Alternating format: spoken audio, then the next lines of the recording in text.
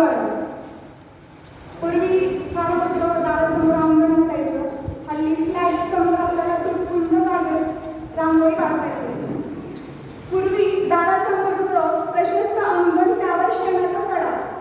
अहो आता काय घेऊन बसलात, कितीही मोठी रांगोळी काढा. रांगोळी करते सप्तरंगांची उधळण. रांगोळी करते सप्तरंगांची उधळण. रांगोळी